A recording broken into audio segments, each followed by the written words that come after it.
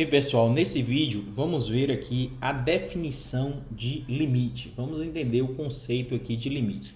Para isso, vamos tomar aqui como exemplo essa função aqui, ó, 2x ao quadrado mais x menos 3 dividido por x menos 1.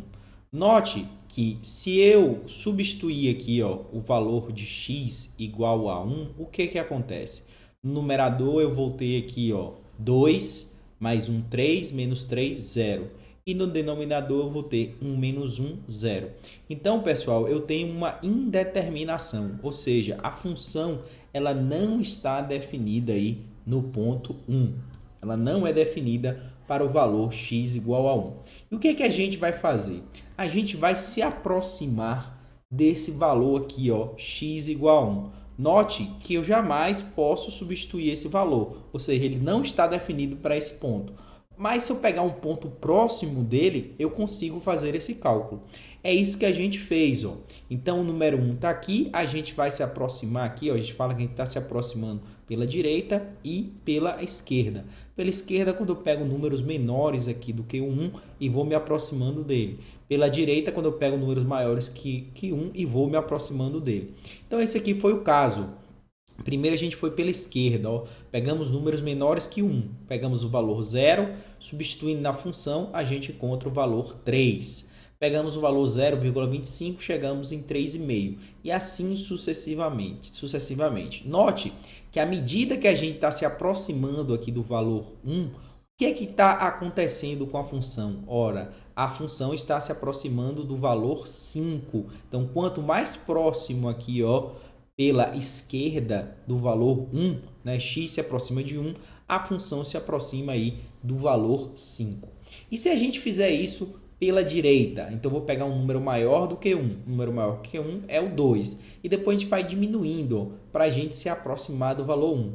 Então, a gente vai ver que à medida que a gente vai diminuindo aqui, se aproximando do 1, o valor da função f de x vai se aproximando também do valor 5, percebe? Então, quanto mais próximo de 1, mais próximo de 5 eu estou. Ou seja, a função tende ao valor número 5, né? Ao valor 5. Então, a gente está dizendo que no limite, quando eu me aproximo do valor 1, a função tende ao valor 5. Note, reforçando mais uma vez, que a função não está definida nesse ponto. Então, para existir o limite, eu não preciso, né, que a função esteja definida naquele ponto ali onde eu quero encontrar o limite. E aqui, pessoal, a gente vê aqui a definição aqui de limite. Então, veja só, eu poderia aqui, ó, pegar essa diferença aqui entre o valor de x e o valor que eu estou me aproximando, né? Então, aqui no caso, minha função aqui, ó, limite de f de x quando x tende a 1 é igual a 5. É dessa forma que eu tenho que ler. Quando o valor de x tende para o valor 1, o valor da função tende para o valor 5.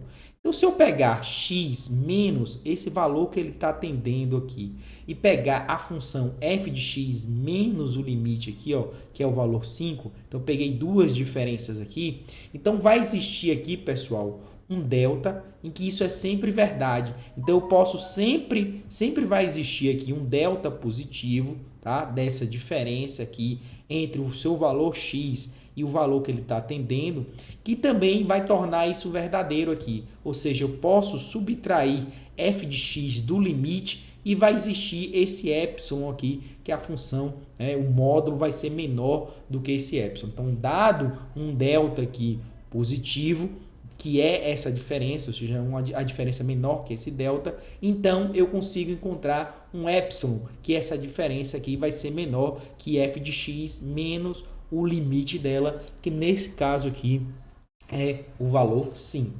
Mas vamos ver aqui a definição, né? Utilizando os termos mais gerais. Então, eu digo o seguinte, ó, seja uma função definida por todo número em algum intervalo aberto, contendo A. Então, esse valor A é onde a gente está procurando o limite, ó, x tendendo a A, exceto possivelmente no próprio número A. Então, note, pessoal, que na função anterior que a gente deu um exemplo aqui, ó, quando o x aqui é igual a 1, a função não está definida. Então, para eu encontrar o meu limite, a função não precisa estar definida aí nesse ponto. Então, ele diz o seguinte, ó, que o limite de f de x, quando x tende a A, será L. Então, essa é a notação e como ela deve ser lida. Ó. Limite da função f de x, quando x tende a A, vai ser aqui o limite L.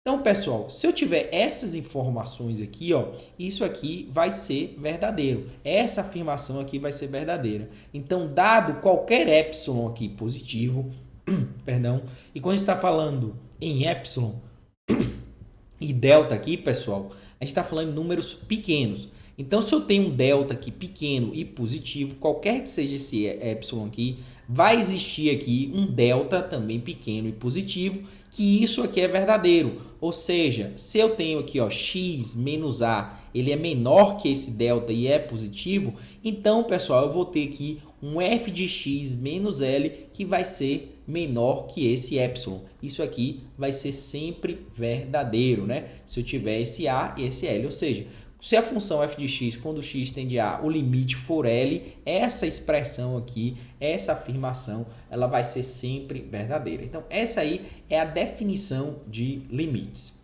Bem, vamos calcular aqui o limite, né? Na verdade, nem vai calcular o limite, a gente vai provar que, de fato, né, um valor é o limite se eu conseguir mostrar que aquela expressão é verdadeira. Então, veja, suponha que eu tenha a seguinte função aqui, ó, 4x menos 7. E suponha que o limite aqui ó, dessa função, quando x tende a 3, é 5. E de fato é, pessoal. Note que se eu substituir aqui o valor 3 nessa função, ó, 4 vezes 3, menos 7, vai dar o quê? 4 vezes 3, 12. Menos 7, 5. Então, o valor na função é o valor 5. Então, não há dúvida. Quando x é 3 e quando x tende a 3, é o próprio valor 5 aí. Beleza. Agora, como é que eu provo aquela afirmação? O que é que eu tenho que provar aqui, né, para mostrar que isso de fato é o limite? Então, dado o epsilon maior do que zero, qualquer que seja ele, vai existir um delta em que essa expressão aqui ela é verdadeira, né? E essa afirmação ela é verdadeira. Então, o que a gente pode fazer aqui? Ó? A gente vai fazer aqui, ó, se x, né? Se x menos 3, ó, lembrando que 3 aqui é o valor de A, né? X menos A, é maior do que zero e menor do que delta, então eu vou ter o quê? F de x menos o limite vai ser menor que um determinado epsilon. Então, o que é que ele fez aqui? Ó? 4x menos 7 menos 5. Menos 7 menos 5 menos 12. A gente coloca o 4 aqui em evidência, ficou 4 módulo de x menos 3. Então, vamos passar o 4 dividindo. Então, repare, pessoal, aqui ó, que eu tenho x menos 3 aqui e tenho um x menos 3 aqui.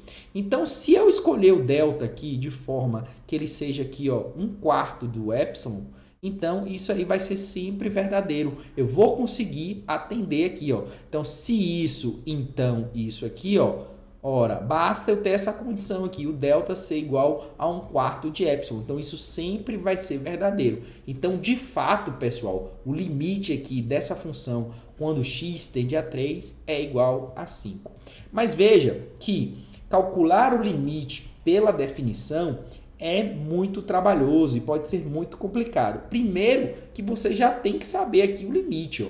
A gente já parte, né, de uma estimativa, de um chute, podemos dizer assim, de que esse valor é o limite e depois tentamos mostrar que essa afirmação aqui vai ser verdadeira. Então, aqui é somente para você conhecer aqui a definição de limite e o conceito.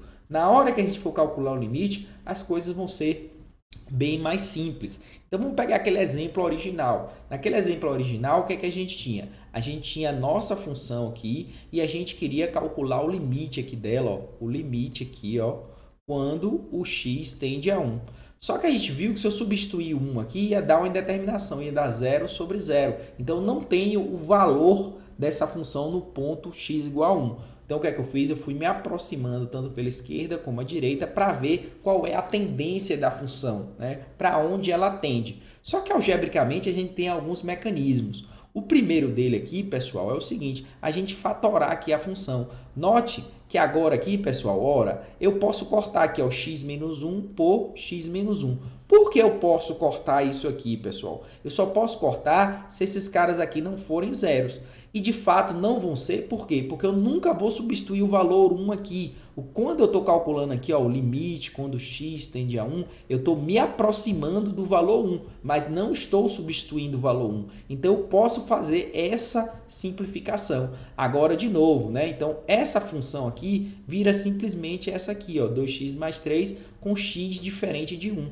E quando eu for aplicar o limite aqui, ó, quando x tende a 1, não tem problema. O que eu não poderia é o quê? Era calcular exatamente o ponto em 1. Mas aqui agora eu posso, pessoal. Fiz a minha simplificação e aqui eu posso substituir porque não há nenhuma indeterminação. Então, eu vou fazer simplesmente 2 vezes 1 mais 3. Chegamos exatamente ao valor do limite aí, que é o número 5. Então, essa é uma das formas de encontrar o limite. Então, se você tiver aí, né, dois polinômios, né, e se você tiver aqui embaixo um cara que está dando zero, né, em cima também está dando zero, é porque esse valor é raiz nos dois polinômios. Então, o que é que você vai fazer? Fatorar e tirar essa raiz aí que está sendo problemática. Então, você vai acabar com a indeterminação e depois basta substituir o ponto. Então, não se preocupe aí, apesar de ter visto aqui a definição de limite, assim, em termos mais práticos, quando a gente vai calcular o limite, você vai ver que vai ser muito mais tranquilo. É um assunto bastante tranquilo aqui, o assunto inicial do curso de cálculo, mas é um assunto aí